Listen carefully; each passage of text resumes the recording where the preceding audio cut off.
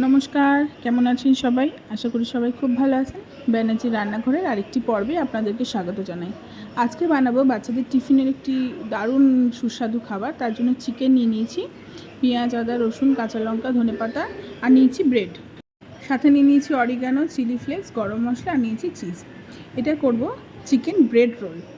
দারুণ লাগবে খেতে, বাচ্চা থেকে বয়স্ক সবাই ভালোবাসবে। প্রথমেই মিক্সিং জারের মধ্যে চিকেনটাকে দিয়ে দিলাম। চিকেনের এখানে সমস্ত ব্রেস্ট মানে সলিড পিসগুলোই নিয়েছি। এবার দিয়ে দিচ্ছি পেঁয়াজ, সঙ্গে দিয়ে দেবো সামান্য একটু আদা কুচি, আর দিয়ে দেবো রসুন, আর দিয়ে দিচ্ছি ধনেপাতা, আর দিয়ে দিচ্ছি ঝালের জন্য 3টে লঙ্কা। একদম যদি আপনারা ঝাল না খেতে চান তাহলে লঙ্কাটা কম বেশি করতে পারেন। সমস্তগুলোকে খুব ভালো করে মিক্সিতে পেস্ট করে নিয়েছি, আপনারা দেখতেই পাচ্ছেন একদম খুব ভালো করে পেস্ট করা আমার হয়ে গেছে। এবার অন্যদিকে আমি একটু আলুও সেদ্ধ করে নিয়েছিলাম, সেবার আলুটাকে এবার হাতের সাহায্যে ভালো করে ম্যাশ করে নিচ্ছি। আলুটাকে খুব ভালো করে ম্যাশ করা হয়ে গেছে। এইবার আলুটাকে আমি এই মাংসের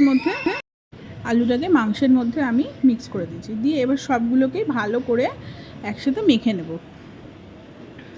আলুটা এর জন্যই দেওয়া যাতে মাংসটা বাইন্ড হতে সুবিধা হয়।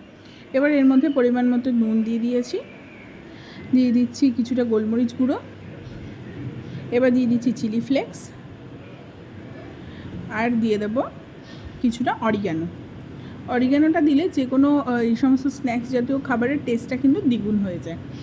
দিয়ে এবার সমস্তগুলোকে ভালো করে মিশিয়ে নিচ্ছি, আর দিয়ে দিচ্ছি সামান্য একটুখানি গরম মশলার গুঁড়োটা আপনারা না দিলেও কোনো ক্ষতি নেই।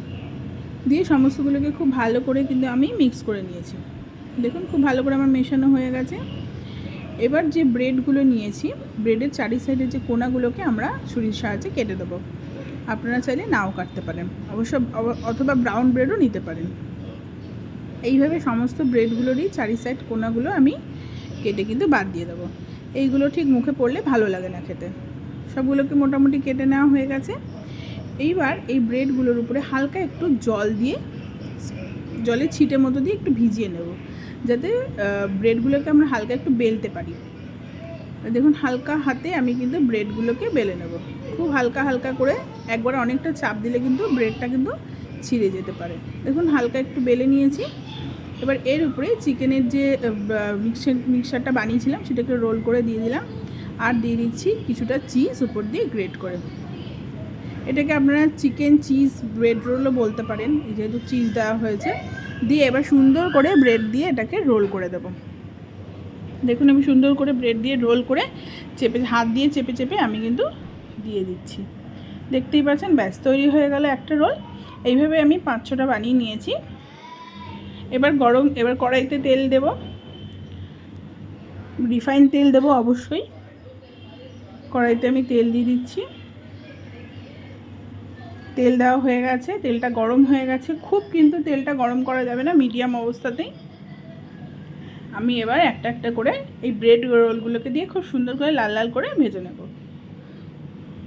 ভেজে নিলেই তৈরি হয়ে যাবে বিকালের একটি খুব সুন্দর স্ন্যাক্স, যা বাচ্চা থেকে বয়স্ক সবারই খুব ভালো লাগবে। আপনারা একবার বাড়িতে ট্রাই করবেন, খুবই ইজি বানানো, যে কেউ বানাতে পারবে।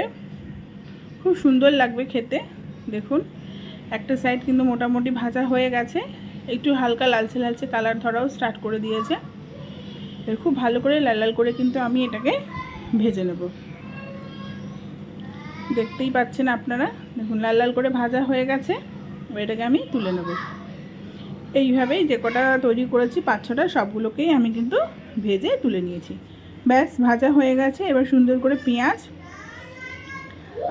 আর টমেটো সসের সঙ্গে পরিবারের সবার সাথে ভাগ করে দেব। বাচ্চা থেকে বয়স্ক সবাই চেটে পুটে খাবে। আমার এই রেসিপিগুলো যদি আপনাদের ভালো লেগে থাকে, অবশ্যই চ্যানেলটিকে সাবস্ক্রাইব করবেন, লাইক করবেন, শেয়ার করবেন এবং পাশে থাকা বেল আইকনটি প্রেস করে দেবেন। আশা করব আপনাদের এই রান্নাগুলো ভালো লাগছে। এগুলো খুবই সহজ পদ্ধতিতে রান্না করা। যদি ভালো লাগে অবশ্যই চ্যানেলটিকে সাবস্ক্রাইব করবেন। ধন্যবাদ।